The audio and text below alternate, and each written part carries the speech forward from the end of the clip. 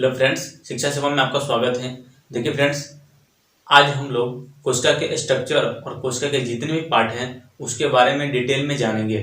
दोस्तों, पिछले वीडियो में हम लोग कोशिका के जितने भी बेसिक पॉइंट थे उसको हम लोग डिस्कस कर चुके हैं। अगर आप कोशिका का पार्ट 1 नहीं देखे हैं तो आप पार्ट 1 देख लें, जिससे कि आपको पार्ट 2 समझने में आसानी हो। दोस्तों, आज हम लोग कोशिका के एक स्ट्रक्चर के माध्यम से जितने भी पार्ट्स हैं उसके बारे में जानेंगे। तो दोस्तों, अब हम लोग कोशिका के स्ट्रक्चर के माध्यम से कोशिका के जितने भी पार्ट्स हैं उस पार्ट्स के बारे में जानेंगे कि इसका कोशिका में क्या काम है। तो चलिए दोस्तों, देखते हैं। जैसे कि देखिए, जो कोशिका होती है उसको हम लोग एक सरल तरीके से पढ़ने के लिए इसको 3 पार्ट्स में डिवाइड करते हैं। तो हम जान लेते हैं कि वह 3 पार्ट्स कौन कौन हैं। तो देखिए, यहाँ पे अगर देखेंगे तो जो सबसे बाहरी परत है उसको हम लोग पहला भाग, जिसको हम लोग क्या बोलेंगे, देखिए यहाँ पे कोशिका झिल्ली। उसके बाद दूसरा भाग यानी जो बीच वाला पार्ट्स है उसको हम लोग यहाँ पे दूसरा जो पार्ट है इसको बोलेंगे कोशिका द्रव्य। और तीसरा पार्ट कोशिका का यहाँ पे है जिसको हम लोग केंद्रक कहते हैं। अगर एक छोटी सी फिगर यहाँ से हम समझेंगे तो देखिए, ये हमारा हो गया सबसे बाहरी परत, जिसको हम लोग क्या बोलेंगे, कोशिका झिल्ली।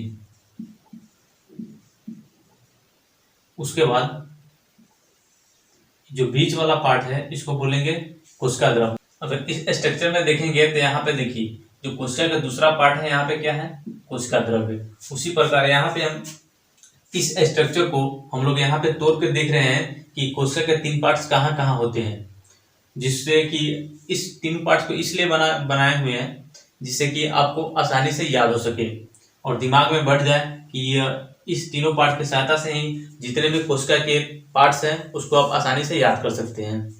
तो पहला पार्ट यहाँ पे देखिए, जो सबसे बाहर है उसको कोशिका झिल्ली, जो बीच वाला पार्ट है इसको कोशिका द्रव्य,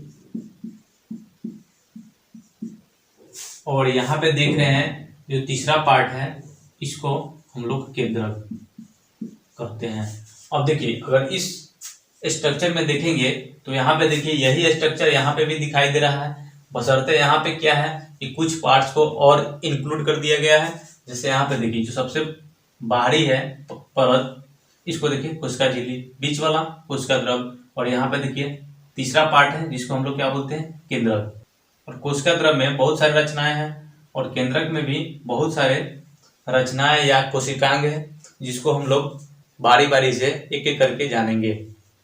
तो दोस्तों, अब हम लोग सबसे पहले कोशिका की जो सबसे बाहरी परत है उसके बारे में जानते हैं। तो कोशिका की जो सबसे बाहरी परत है क्या है, कोशिका झिल्ली।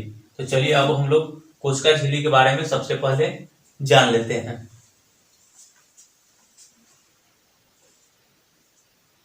तो हम लोग सबसे पहले पहला पार्ट देखते हैं कोशिका झिल्ली के बारे में।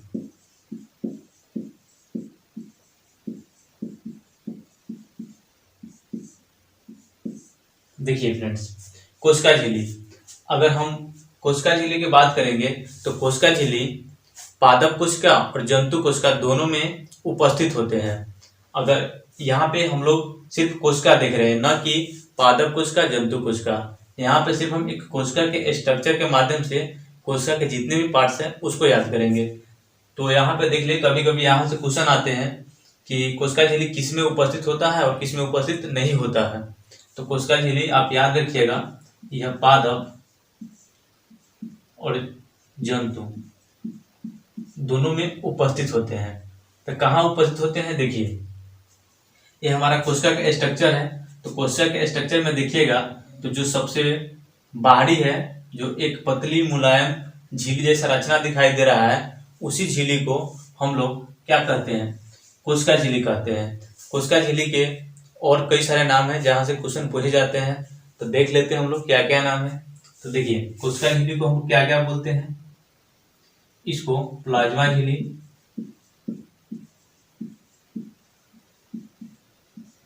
उसके बाद प्लाज्मा मेम्ब्रेन,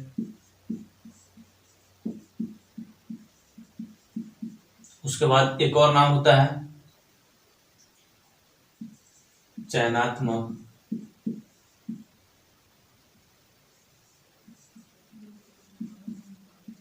पारगम्य झिल्ली, ये सारे कोशिका झिल्ली के नाम हैं। अब दोस्तों हम लोग देख लेते हैं कि कोशिका झिल्ली को चयनात्मक पारगम्य झिल्ली क्यों कहते हैं। क्योंकि क्या होती है, कोशिका की सबसे बड़ी परत है या भाग है जो क्या करते हैं, पदार्थों को चयन करती है कि कोई पदार्थ, कौन सा पदार्थ बाहर जा सकता है और कौन सा पदार्थ अंदर आ सकता है। यानी चयन करने का काम कोशिका झिल्ली करती है, इसीलिए कोशिका झिल्ली को हम लोग चयनात्मक पारगम्य झिल्ली कहते हैं। अब हम लोग देखेंगे यह कोशिका झिल्ली किसकी बनी होती है। तो यहाँ से भी क्वेश्चन आते हैं कि कोशिका झिल्ली किसकी बनी होती है। तो दोस्तों आप याद रखिएगा, यह लिपिड और प्रोटीन की बनी होती है।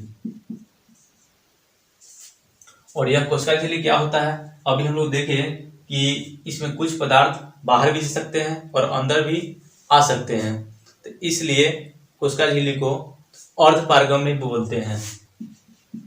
तो ये भी पॉइंट आप याद रखिएगा कि इसको क्या बोलते हैं, अर्धपारगम्य।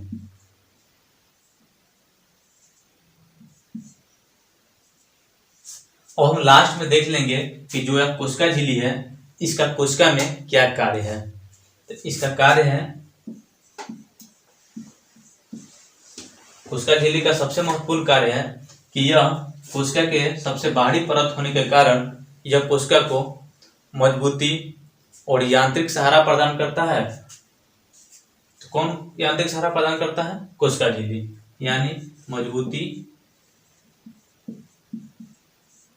और यांत्रिक सहारा प्रदान करना, इसका काम है कोशिका झिल्ली का। तो दोस्तों अभी हम लोग कोशिका के पहली पार्ट्स कोशिका झिल्ली के बारे में जाने कि कोशिका झिल्ली किसकी बनी होती है, इसका कार्य क्या है और इसको कौन कौन से नाम से जानते हैं। तो दोस्तों अभी हम लोग जंतु कोशिका के जो सबसे बाहरी परत होता है यानी कोशिका झिल्ली के बारे में जान लिए, और पेड़ पौधे के यानी पादप कोशिका के जो सबसे बाहरी परत होता है या सबसे बाहरी झिल्ली होता है जिसको हम लोग कोशिका भित्ति कहते हैं, उसके बारे में हम लोग जान लेते हैं। यहाँ से भी कई क्वेश्चन पूछे जाते हैं। तो देखिए दोस्तों, अब हम लोग कोशिका भित्ति के बारे में जानते हैं।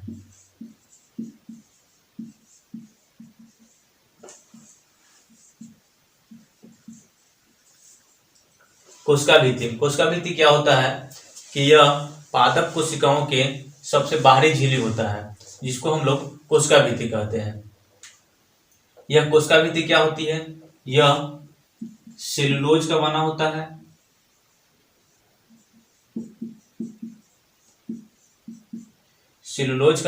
है और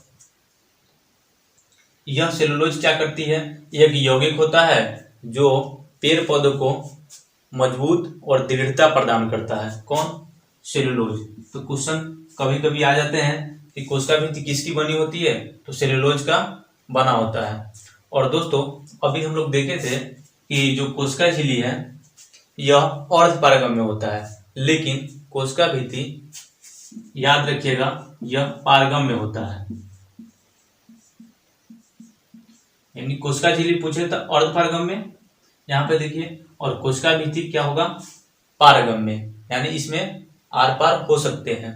उसके बाद इसका हम कार्य देख लेते हैं कि कोशिका भित्ति पादप कोशिका में पाए जाते हैं, तो इसका कार्य क्या होता है। इसका कार्य होता है कोशिका को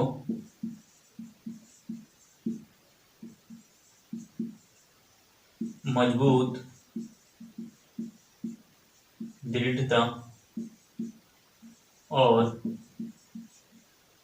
यांत्रिक सहारा प्रदान करना।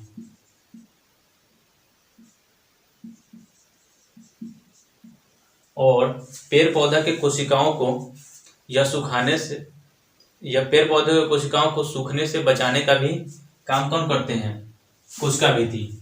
और सबसे ज्यादा इंपॉर्टेंट है कि यह जो जीव जंतु यानी जंतु कोशिका में कोशिका भित्ति उपस्थित नहीं होता है, सिर्फ पादप कोशिका में। तो आप इसको भी लिख सकते हैं कि यह सिर्फ पादप कोशिका में उपस्थित रहते हैं।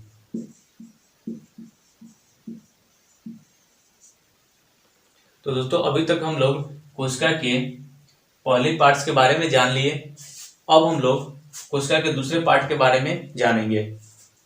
देखिए कोशिका का दूसरा पार्ट है कोशिका द्रव्य। यहाँ पे यानी बीच वाला जो पोर्शन है यानी यहाँ पे कोशिका द्रव्य। तो अब हम लोग कोशिका द्रव्य के बारे में जानते हैं।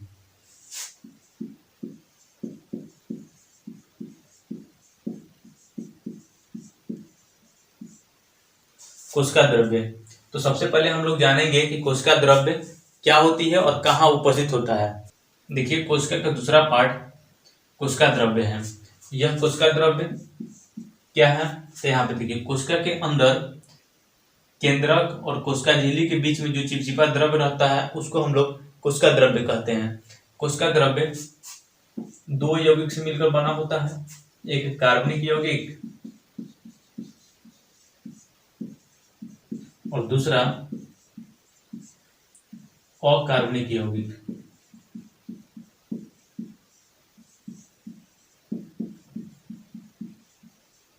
कार्बनिक यौगिक में क्या क्या होता है, देखिए फ्रेंड्स, इसमें वसा, कार्बोहाइड्रेट,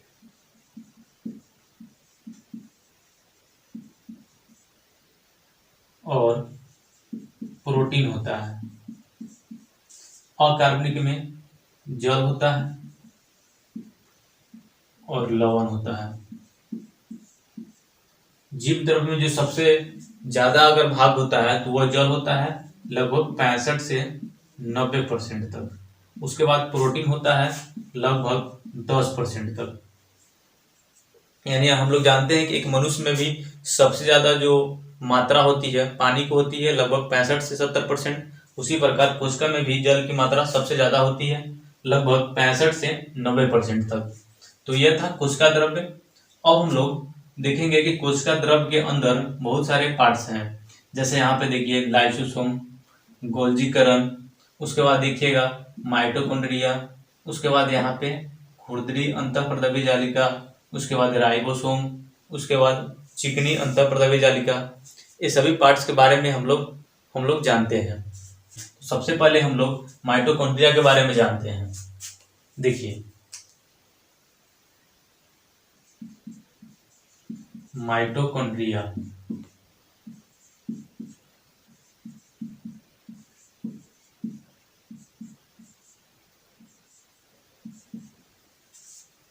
माइटोकॉन्ड्रिया अगर हम देखेंगे तो यहाँ पे देखिए माइटोकॉन्ड्रिया ये कोशिका द्रव्य के अंदर क्या है, एक कोशिकांग होती है। यानी कोशिका द्रव्य के अंदर एक रचना है जिसका सबसे पहले खोज ऑल्टमैन द्वारा किया गया था, लेकिन इसका नामकरण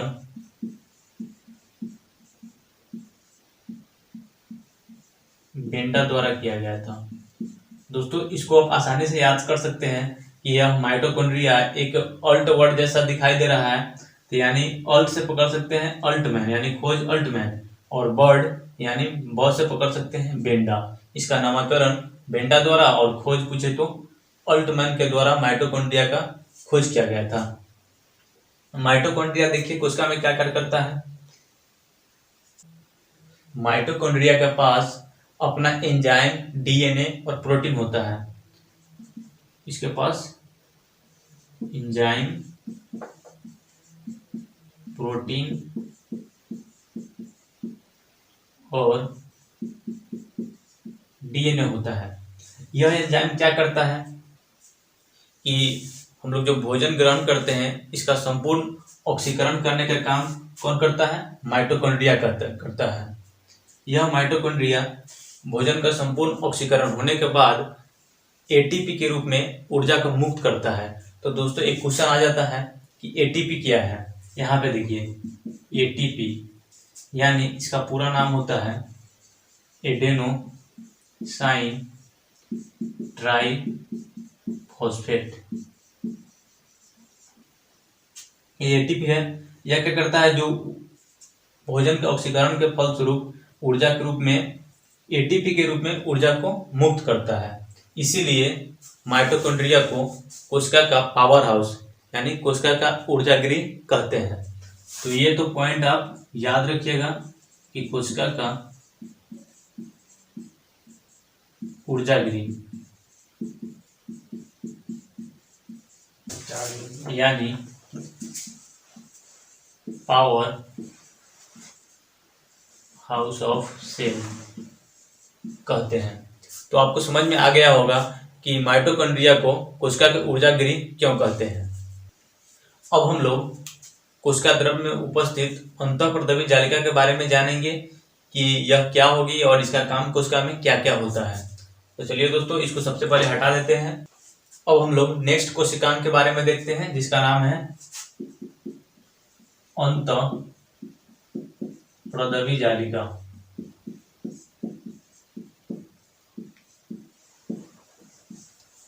यानी इसको शॉर्ट में ईआर बोलते हैं। ई का मतलब हो गया इंडोप्लाज्मिक, आर से होगा रेटिकुलम, यानी इंडोप्लाज्मिक रेटिकुलम, जिसको हिंदी में हम लोग अंतःप्रदवी जालिका कहते हैं। देखिए अंतःप्रदवी जालिका कोशिका में कहाँ है। यहाँ पे देखेंगे दोस्तों कि अंतःप्रदवी जालिका में यहाँ पे दो देख रहे हैं, एक यहाँ पे खुरदरी अंतःप्रदवी जालिका और दूसरा चिकनी अंतःप्रदवी जालिका, जो कि अंतःप्रदवी जालिका के प्रकार है। तो देखिए यह क्या है कि कोशिका द्रव्य में उपस्थित एक समांतर रचना होती है, जिसको हम लोग अंतःप्रदवी जालिका बोलते हैं। यह दो प्रकार की होती है, हम लोग शॉर्ट में देखते हैं। यहाँ पे देखेंगे पहला है चिकनी अंतःप्रदवी जालिका और दूसरा है खुरदरी अंतःप्रदवी जालिका, यानी ASER और RER, यानी स्मूथ इंडोप्लाज्मिक रेटिकुलम और दूसरा रफ इंडोप्लाज्मिक रेटिकुलम। हम अब देख लेंगे कि जो अंतःप्रदवी जालिका होती है यह किसकी बनी होती है। तो दोस्तों यहां से क्वेश्चन आते हैं। तो यह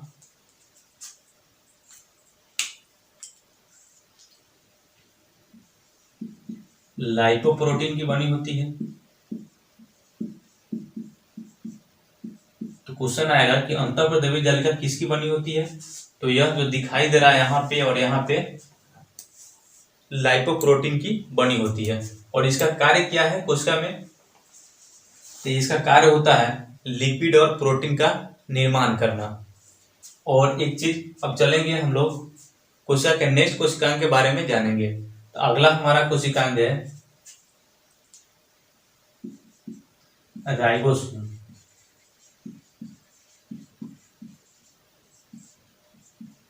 राइबोसोम देखेंगे कि कहाँ उपस्थित होता है। देखिए ये हमारा अंतःप्रदवी जालिका है, जिसमें दो चीज दिख रहे हैं यहाँ पे, SER और दूसरा RER, यानी रफ इंडोप्लाज्मिक रेटिकुलम और स्मूथ इंडोप्लाज्मिक रेटिकुलम। तो देखिए यहाँ पे जो इस RER है, इसके ऊपर एक बिंदु टाइप का रचना दिखाई दे रहा है जो बहुत ही छोटा है। इसी को हम लोग राइबोसोम कहते हैं, यानी खुरदरी अंतःप्रदवी जालिका पे जो महीन रचना होती है उसको हम लोग राइबोसोम कहते हैं। और इस राइबोसोम का मुख्य कार्य होता है प्रोटीन को संश्लेषण करना। तो यहाँ से इसके कार्य से क्वेश्चन आते हैं कि प्रोटीन का संश्लेषण कौन करता है। तो प्रोटीन का संश्लेषण कौन करता है, राइबोसोम करता है। तो इसका सिर्फ एक कार्य इंपॉर्टेंट है, कार्य इसका होता है प्रोटीन का संश्लेषण करना। उसके बाद इसका खोज भी पूछ सकता है, जो कि हम लोग पिछले वीडियो में एक घटना के तौर पे इसकी पूरी जो मतलब डिटेल है उसको याद कर चुके हैं। इसका खोज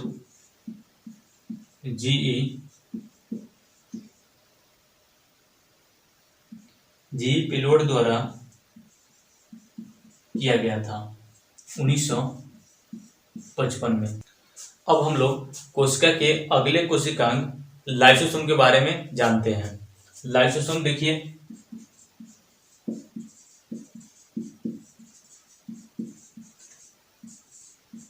अगर हम इस स्ट्रक्चर में देखेंगे कि लाइसोसोम कहाँ स्थित है, तो देखिए लाइसोसोम कोशिका, यहाँ पे देखिए पूरा बीच वाला जो पार्ट है वो कोशिका द्रव है। अब कोशिका द्रव के अंदर एक थैला जैसा रचना दिखाई दे रही है। इसी रचना को हम लोग क्या कहते हैं, लाइसोसोम कहते हैं। इस लाइसोसोम का कार्य क्या होता है, इस जो थैला है इसमें लाइसोसोम के पास खुद अपना एक एंजाइम होता है। इस एंजाइम का काम होता है पाचन करना। इसमें जो भी पदार्थ रहते हैं उसको पचाने का काम करता है लाइसोसोम का एंजाइम।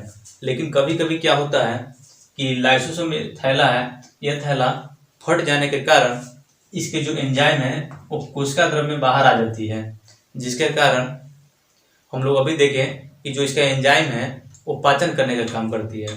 तो जब यह कोशिका द्रव में आती है तो कोशिका द्रव के जितने भी कोशिकाएं रहती है उसको मार देने का यानी पाचन कर देने का काम करती है। इसलिए लाइसोसोम को आत्महत्या की थैली कहते हैं।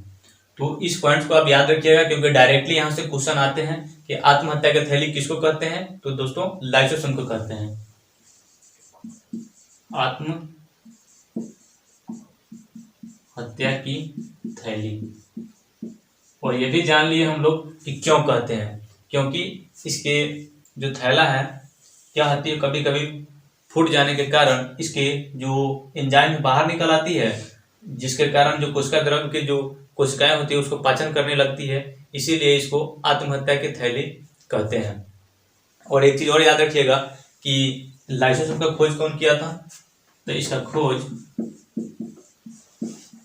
डी डब्बे द्वारा किया गया था। तो दोस्तों यह था लाइसोसोम के बारे में 2 पॉइंट्स जिसको आप ध्यान रखिएगा। अब हम लोग एक पॉइंट देख लेते हैं यहाँ पे, गोल्जीकरण। गोल्जीकरण क्या है, यह कोशिका द्रव्य में उपस्थित दोहरी झिल्ली जैसी रचना होती है जिसको हम लोग गोल्जीकरण या गोल्जिका कहते हैं। अगर इसके बात करते हैं इसके खोज के, तो इसका खोज कैमिली गोल्जी द्वारा किया गया था। बस इतना ही इसका पॉइंट्स आप ध्यान रखिएगा। अभी तक हम लोग कोशिका द्रव्य में उपस्थित बहुत सारे कोशिकाओं के बारे में जान लिए, जैसे लाइसोसोम, राइबोसोम, माइटोकॉन्ड्रिया, गोल्जी काय, उसके बाद कोशिका द्रव्य के बारे में। अब हम लोग कोशिका के तीसरे पार्ट के बारे में जानेंगे जिसका नाम है केंद्रक। केंद्रक के बारे में जानेंगे और केंद्रक में कौन कौन से कोशिकांग है उसके बारे में जानेंगे। तो दोस्तों अब हम लोग कोशिका के तीसरे पार्ट केंद्रक के बारे में जानेंगे और केंद्रक के अंदर जितने भी उपस्थित कोशिकांग है उसके बारे में जानेंगे। तो चलिए दोस्तों देख लेते हैं हम लोग केंद्रक के बारे में। सबसे पहले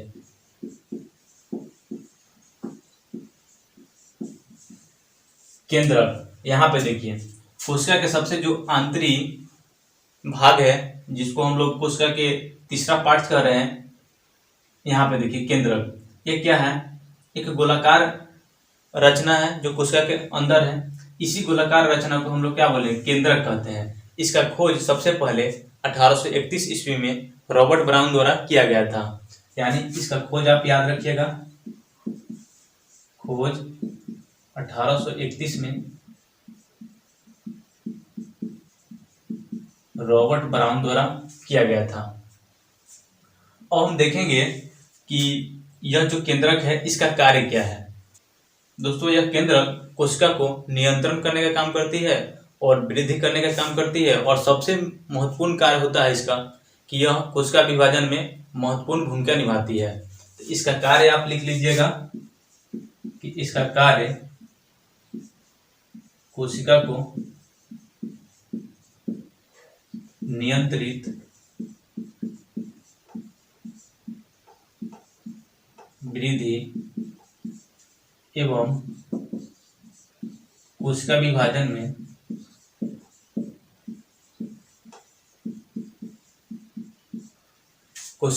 में महत्वपूर्ण भूमिका निभाती है। तो दोस्तों हम लोग केंद्रक के बारे में जान लिए। अब हम लोग केंद्रक में उपस्थित जितने कोशिकांग है उसके बारे में संक्षेप में जानते हैं। यहाँ में देखिए एक केंद्रक है, केंद्रक के अंदर यहाँ पे देखिए यो जाल टाइप का दिखाई दे रहा है जिसको हम लोग क्रोमैटिन जाल का कहते हैं। यहाँ पे देखिए जो जाल टाइप का यहाँ पे हम लोग देख रहे हैं कि इसको क्रोमैटिन जाल का बोलते हैं। यह क्रोमैटिन जालिका किसकी बनी होती है, तो प्रोटीन की बनी होती है। बाद में जब कोशिका विभाजन होता है तो यही क्रोमैटिन जालिका टूटकर अलग अलग कोशिकाओं का निर्माण करती है, जिसको हम लोग गुणसूत्र कहते हैं।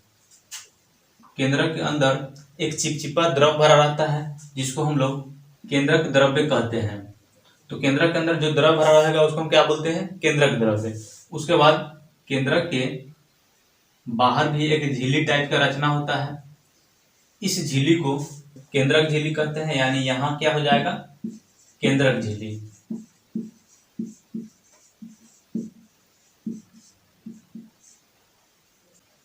अब हम लोग केंद्रक के अंदर उपस्थित कोशिकांग केंद्रिका के बारे में जानेंगे। यहाँ पे केंद्रिका देखिए,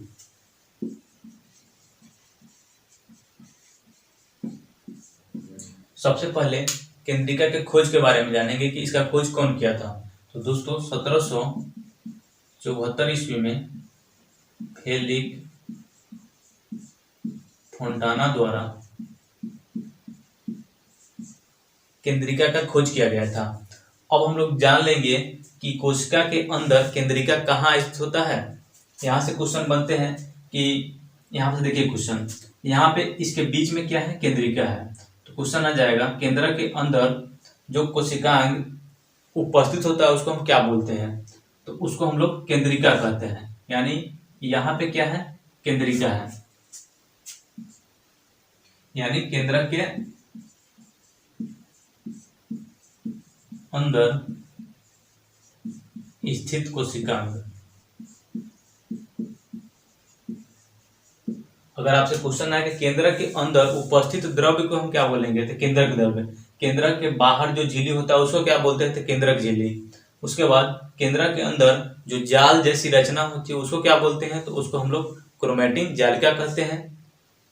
तो दोस्तों आज के इस वीडियो में हम लोग कोशिका के स्ट्रक्चर, कोशिका के जितने भी महत्वपूर्ण पार्ट्स हैं उसके बारे में जाने और इसके कोशिका में क्या कार्य है उसके बारे में भी हम लोग स्ट्रक्चर के माध्यम से याद करने की कोशिश किए हैं। अगले वीडियो में हम लोग कोशिका के अगले जो पार्ट्स बच गए हैं उसके बारे में डिटेल में जानेंगे। दोस्तों आपको यह वीडियो कैसा लगा कमेंट करके जरूर बताएं। और हाँ, अभी तक शिक्षा सेवा चैनल को सब्सक्राइब नहीं किया है तो चैनल को सब्सक्राइब जरूर कीजिएगा। अगर आपको यह वीडियो पसंद आता है तो अपने दोस्तों के साथ शेयर जरूर कीजिएगा। इस वीडियो को देखने के लिए आपका बहुत बहुत धन्यवाद।